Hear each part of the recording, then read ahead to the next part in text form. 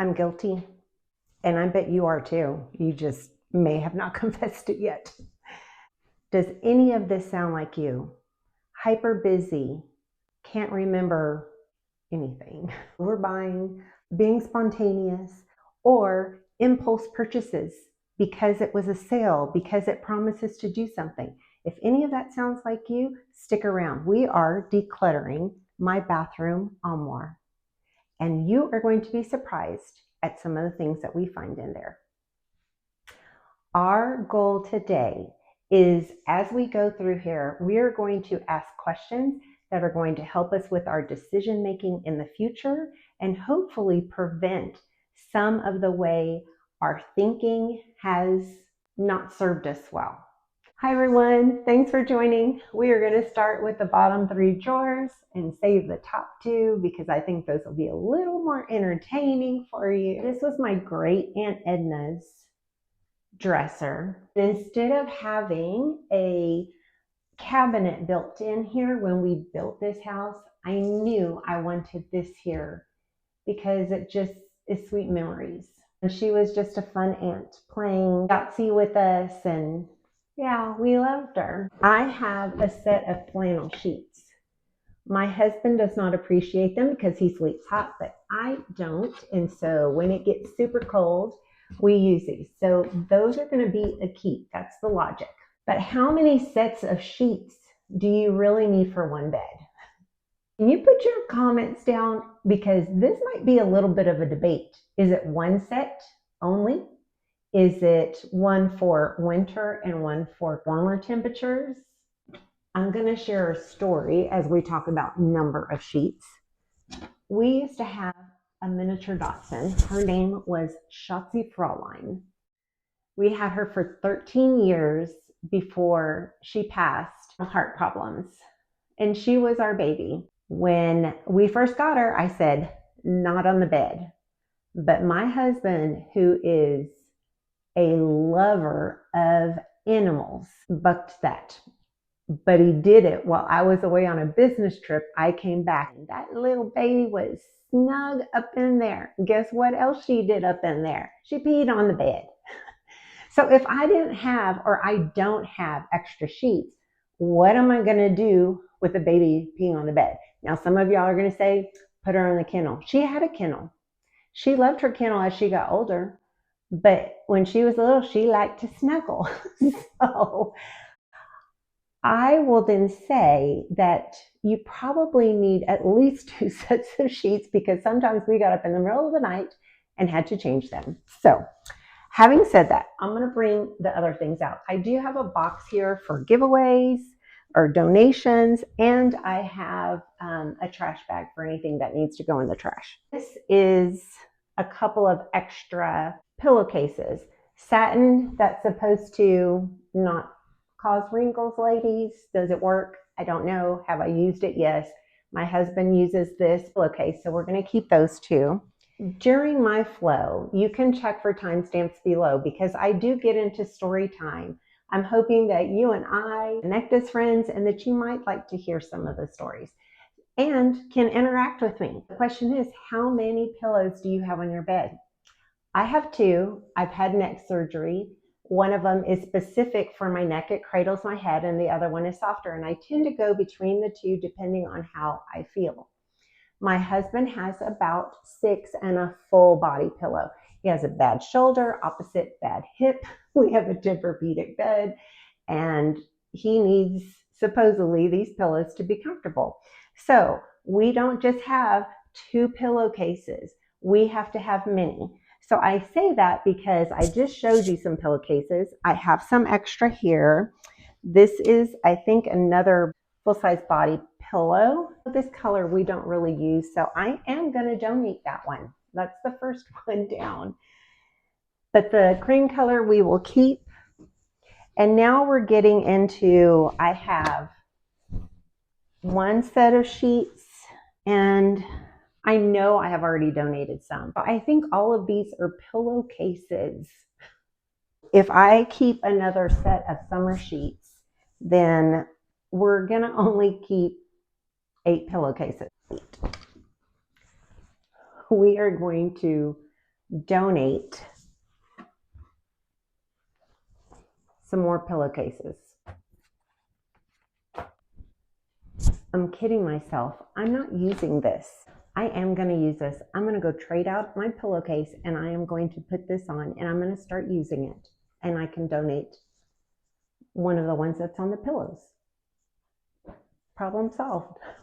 Flannel sheets we're keeping. Another set for spring, summer, fall we are keeping, along with enough pillowcases to cover all my husband's pillows. That's what's staying. In my guest bathroom, I have beach towels, and we have quite a few that we keep because when we have a lot of visitors, then we have enough beach towels to go down to the water and play in the water. We have a river here where we can go tubing, kayaking, stand-up boards. We actually have 3 of these towels that are thinner. What I'm going to do is probably trade these out for ones that I have in the guest bath, and I'm going to move these over there. Another reason that I want to look at this cabinet is in another video that I'm trying to decide if I want to rearrange some of where I get ready with my jewelry, a mirror, and I have hanging jewelry pieces, but I need some drawers as well. And if I clear this out, that sets that up. If we are so super busy or have so many things that we don't know our inventory, that is a problem for overbuying. I am guilty of that. The questions we ask ourselves: what inventory do I have? If I see something on sale or it is so cute, does not mean I need it. So we can pause, think about it, make sure whether we need it or not. I think the secret is pausing. Just pause. Don't give in to that dopamine hit of buying something new or it's cute or it makes me happy. Do you need it or do you want it? 2 different things. Great questions. And I will tell you, I was just on a trip to Key West in Florida, and I did not buy a single souvenir because I had started decluttering. And I told myself, I'm not going to wear this. I have caps at home. I have t-shirts. I don't need these things. Is it a want or it's a need? Am I going to end up donating it to the thrift store because I know I'm not going to use it? When you go through the decluttering process, it actually helps you stop buying. It makes you pause. So maybe the moral of this story, in the middle of it, normally the moral comes at the end, is pause. Just pause and ask yourself the question: can it wait? Am I giving into impulse? Ask yourself a lot of questions. We're going to go on to the next drawer, but then I'm going to give you a little bit more story. These are huge for going to picnics or the park. And when our great nieces and great nephews come, we can spread them out. They cover so much more space than a beach towel does. We have 2 of them. This one is super, super thin, and you can see how thick this one is. I really like this one because it's thin and it travels well. This is for your hair. I'm going to show you. This is going to be terrible. When you get out of the shower, you put this on and it helps with drying. It is a turby twist, and you tuck it under in the back. This one is super thin. I have another one from Natural Life hanging up next to my towel that is super thick, higher quality. I'm going to keep that one. I'm going to donate this one. This is the same type of thing, but it's t-shirt material, and this is supposed to be really good if you have curly hair. I blow dry my hair straight, but it is naturally wavy, and which, by the way, this flip and this one under, I don't curl them that way. I blow dry them both. This one has flipped like this, since I was a child. I've learned not to fight it. It does what it wants to do. This one I haven't used. I like my other one better. I'm going to donate this one. And I don't wear my hair curly. Oh, see, we don't know our inventory, which is why we buy more. Who's guilty of that? This is another one from Natural Life. What I like about this one is it has a button and a loop, and that's how it connects, where the other one tucked under. So I am good with having 2 of these because I will use them now that I know I have a second one. It's hard to say I want to let go whenever they are still functional. And how many do we need? That's the question of the day. How many do I really need? I don't need 6 hand towels for this bathroom. I'm going to donate these 2. I am happy for those to go on to bless someone else. That's the better way for me to think about it. I also have washcloths, donate. And then I have 2 washcloths that have this little sweet embroidery on it. My sister's mother-in-law made these, but they're tucked away in a drawer. I will relocate those. I already have a bath rug for my bathtub. I have one for the shower. This is the same color as the one for the shower, but I also have blue in my guest bathroom. And the rug that I have in there for that shower is not as thick or high quality as this one. So I'm going to relocate this one to the other bathroom instead of it being stuck in a drawer. I'm not a dealer, but this is my drug stash. This is extras. This is not the inventory that we're already working in, just so you know. It used to be fuller. That's 1,050 ibuprofen, not including the inventory that we're already working from. And I can't even take it because of my neck. I'm not allowed to take NSAIDs.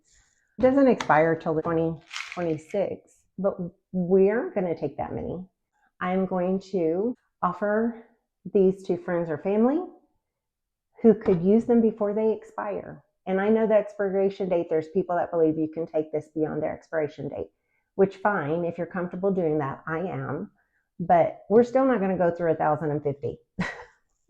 I'm going to keep one, and we will look at finding new homes for the other 2. I'm so embarrassed to show y'all this, but it is what it is. It's overbuying because you don't remember your inventory. You see a good price. It's overbuying. 600, 1,200, 56, 144, 42. Yeah, so there's another 100, close to 100. I will absolutely keep these because we are going through them. This is a 12-hour. June of 2025. We better get on that. And this is July of 2026. We will keep those. Both of these are already expired. One last year, one last month. I am going to ask family and friends if they are interested in these and are comfortable still taking them. And if they are, I will give those away and relocate them. I shouldn't be embarrassed, right? This is a common problem. This isn't just me. This has happened when I was hyper busy. I work, I play, work hard, play hard. So I'm giving myself grace. Can I tell y'all another story? So there is, I think it's called puritanspride.com. They have, and this is going to kind of lead into some of these next bottles, just so you know. They have where you buy 1, get 2 free, or buy 2, get 3 free. And one time I accidentally bought 10 jars of vitamin C. It should have been 5, but I got 10. And of course, I figured they made a mistake. Oh no, it was me. I have a bad neck. I can't bend over like that too much more. So thank you for being patient with me on this. During the pandemic, there were a list of like 14 different supplements you could take. When my dad had this flu type event, they had a long list of things that he needed to take. Because I had watched the news and had read about it, from Puritan's pride, I had pre-ordered a lot of it. When my dad got it, he was 86 maybe years old, had been living with congestive heart failure. He was high risk. And a couple of the things my sister could not find in their city, she couldn't find on Amazon. Everyone was sold out.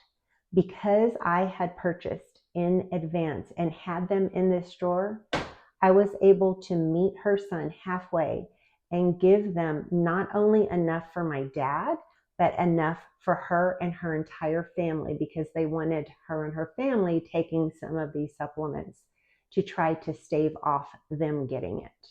I feel like they were insurance and served their purpose, but I'm sure that these are probably expired and I'm probably going to let them go. It was NAC, NAC, 2023. So we do have a pharmacy that allows us to take and drop off prescription meds, vitamins, so they can dispose of them appropriately. So for these, I am probably going to go ahead and take them there. And you want to know how many of these I have? 9 of those. I am not going to feel guilty about this. They served their purpose. They were insurance. They were, at the time, I wasn't thinking of just myself or my husband. I was thinking of family, and I had purchased these in advance. I had them a really long time. These were some that didn't get used. All the other ones were either used or already thrown out. These were a mistake. Again, Sam's. I bought the wrong one. They're cheaper at Sam's compared to anywhere else I can get them, but I bought the wrong one. So I've given some to family, and I will see if anybody else wants or needs them. The brain pill. This gentleman, he's called Medicine Man Plant Company, and he has a wonderful website that is about foraging Texas. And he's also a published author about foraging in the US and how plants can be medicine. So he also has evolved to sell some of his own supplements. And my mother had Alzheimer's, and I looked into a lot about Alzheimer's to educate myself. This brain pill had to deal with a little bit of fear-based buying. I don't want Alzheimer's or dementia. Nobody does. He claims that it helps with mental energy, memory, focus, and motivation. Ooh, maybe I need to take them. I may try them again. It's lion's mane, ginkgo. I don't say it right. And sage leaf. That's it. If I don't take it, then I'm going to see if somebody else wants these. Had I paused before buying these and asked myself, what is motivating me? And just because he had a sale, why did I buy 3 bottles? Why wouldn't I buy 1 bottle? This is not the only thing that I'm dealing with that was an impulse buy or a fear decision buy. The other one is this Himalayan, I don't know if I'm going to say it right, Shilajit, Shilajit, Shilajit. And there is on social media a female doctor out of Australia that said, if you take this, your women's bloating is going to go away in X number of days. Your stomach's going to be flat. Who doesn't want a flat stomach? I do. I've never had one.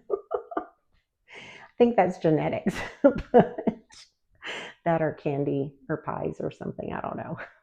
It's like this big, dark tar consistency that you're supposed to like put in a little bit of water. I don't enjoy the taste. I am not going to use it. This is a lot of money here. I'm not going to feel guilty actually about any of this because all I did was learn a lesson. I am hoping this is going to help somebody out there too. No, you're not alone. It doesn't just happen to you, and that we can implement a habit that helps preventing us from repeating the same behavior. Just quickly, fiber and stool softener. So sexy, right? They're for my husband, they're not for me. I'm guilty of using them every once in a while. Welcome to aging. This drawer is about half empty now. I have put what we're going to either dispose of or give away into this basket for right now. Top drawer. The guilt is here again. Some of this is my husband. It's not just me. Some of this is my husband. He does the over purchasing just like I do. But these are things that we really do use a lot. We live in Texas. We have a ton of allergens in the air all of the time. So we have various nose sprays. First of all, how do you like this little storage divider? If you've ever been in a hospital, at least the old-timey ones, they didn't have those little blue bags that they have now. They had these for when you got sick to your stomach. But these are all eye drops. So I'm going to go through these and see if any of them are expired. Three expired last year. These will get trashed. This is a homeopathic allergy relief. And these are extras. So for cedar fever, this one's for trees, weeds, and grasses. Actually, this we might need to take now. This is a jewelry, like sonic cleaner, and it has not been cleaned out. It's disgusting. I think because it's over here out of the way and I don't come over here a lot. And I just don't know why, but I don't use it. I probably go ahead and donate it just because it hasn't been used. I couldn't even tell you the last time it was used. 14 items for donation, 15 if this one goes. The dispose of and giveaway pills, and the relocate pile. The snowball effect. I went to go relocate those beach towels to my guest bathroom. And as I am going through that cabinet, which I thought I had done properly before, I found 2 brand new bath mats, not used. Actually, it may even be 3. And then this was the one that was being used. The pull to keep this one is strong. And like I said, everybody else's rules don't have to be my rules because they ain't the boss of me. I'm the boss of me. I am going to hang on to this one. 3 more items to declutter. Empty drawer. Empty drawer.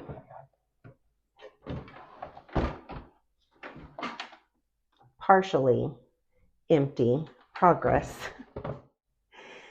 And the other 2s are partial as well. The sheets, it's still kind of full, but it's not overflowing. It took me longer just because I'm talking to you, but I think you could easily get this taken care of pretty quickly in 10 to 15 minutes. So you could see that my questions aren't always the same, but the common theme here is to pause and ask yourself the questions before you purchase them. Do I really know what inventory I have?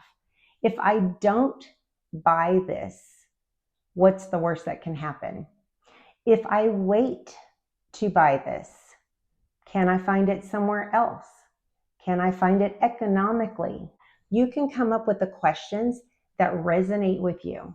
Thanks for letting me share about my impulse buying. Thanks for letting me be human with you. My father passed away 5 months ago. And this month anniversary has been a rough one. I found myself crying every day last week.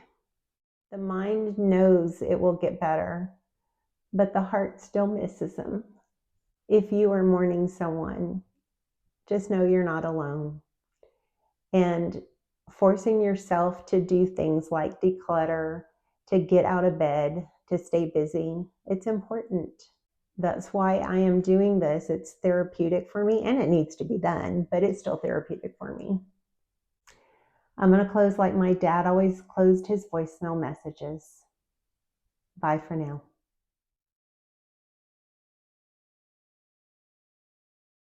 But then I'm going to give you a little bit more story. Whoa. Did I tell you I'm a klutz? I am such a klutz. I just stepped on this and almost here where we can go tubing, kayaking, waterboarding, stand-up boards.